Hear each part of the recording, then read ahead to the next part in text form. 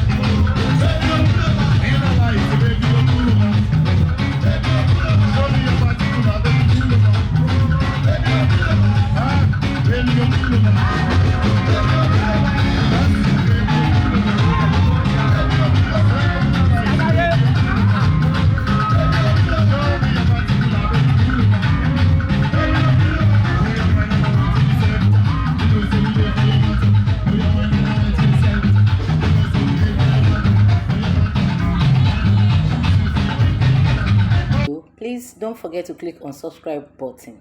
Kindly comment and share. We drop new videos daily. Thank you. God bless you.